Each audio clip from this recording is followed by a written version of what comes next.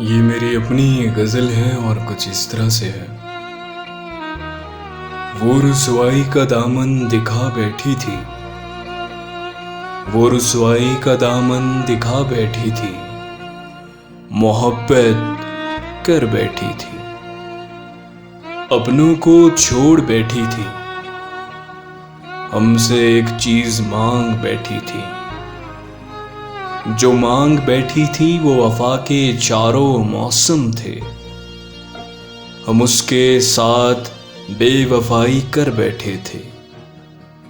خود کو ہم خود غرض کر بیٹھے تھے، وہ آج بھی وفا کا دامن تھامے بیٹھی ہے،